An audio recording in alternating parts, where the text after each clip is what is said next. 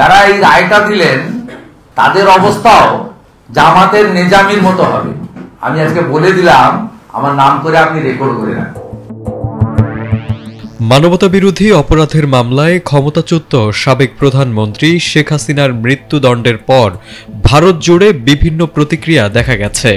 এবার শেখ হাসিনার রায়কে ঘিরে বিস্ফোরক মন্তব্য করলেন পশ্চিমবঙ্গের বিজেপি নেতা শুভেন্দু অধিকারী। তিনি বলেন, পাকিস্তানের নির্দেশেই শেখ হাসিনাকে মৃত্যুদণ্ড দেওয়া হয়েছে। আসসালামু আলাইকুম প্রিয় দর্শক, নতুন একটি নিউজে আপনাদেরকে স্বাগতম। দর্শক, বাংলাদেশের যে বর্তমান রাজনৈতিক প্রেক্ষাপট এবং যে পরিস্থিতি সৃষ্টি হয়েছে তার এই আলোকে আপনাদের সামনে বেশ কয়েকটি গুরুত্বপূর্ণ ভিডিও নিয়ে হাজির হয়েছি, যার কিছু অংশ বিশেষ ভিডিও শুরুতেই দেখেছেন। দর্শক, ভিডিওর শুরুটা দেখে কিন্তু বুঝতে পেরেছেন আজকের ভিডিওটা কতটা গুরুত্বপূর্ণ হতে চলেছে। তাই বলবো, 1 সেকেন্ডও না টেনে পুরো ভিডিওটি দেখবেন।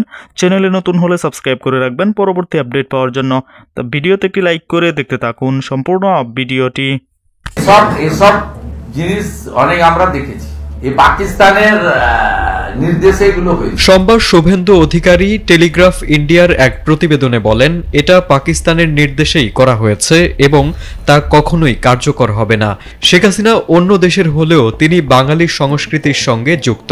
তিনি একজন প্রগতিশীল মুসলমান। শেখ হাসিনা কখনোই চরমপন্থীদের সঙ্গে ছিলেন না। শেখ হাসিনা ওয়াজেদ উদার চেতা, উনি বাঙালি সংস্কৃতিকে রক্ষা করতেন। এদিকে হাসিনাকে মৃত্যুদণ্ড দেওয়ার পর এ নিয়ে আনুষ্ঠানিক প্রতিক্রিয়া জানিয়েছে তার আশ্রয়দাতা ভারত।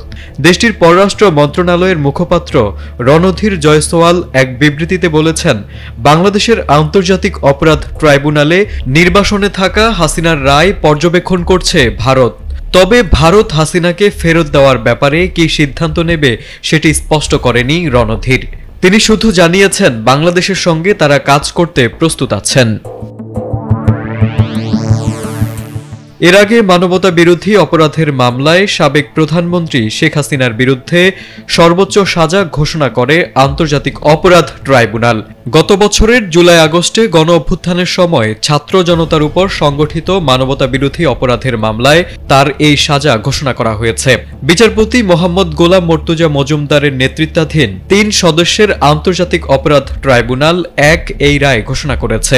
রায় ঘোষণার সময় জনাকীর্ণ আদালতে আইনজীবীরা ছাড়াও জুলাই আগস্টে নিহতদের কয়েকজনের পরিবারের সদস্যরাও উপস্থিত ছিলেন। সম্মানিত দর্শক, সম্পূর্ণ ভিডিওটি দেখলেন, অবশ্যই বুঝতে পেরেছেন ভিডিওটি গুরুত্বপূর্ণ ছিল। দর্শক, এই ভিডিওতে যে তথ্যগুলো আপনারা পেয়েছেন এ বিষয়ে আপনাদের কি মতামত তা অবশ্যই কমেন্টে জানাবেন এবং পরবর্তী আপডেট ভিডিওগুলো সবার আগে পেতে চ্যানেলটিকে এখনই সাবস্ক্রাইব করে রাখুন। এই মুহূর্তে বিদায় নিচ্ছি, দেখা হবে পরবর্তী কোনো ভিডিওতে। সে পর্যন্ত ভালো থাকুন, সুস্থ থাকুন। আসসালামু আলাইকুম।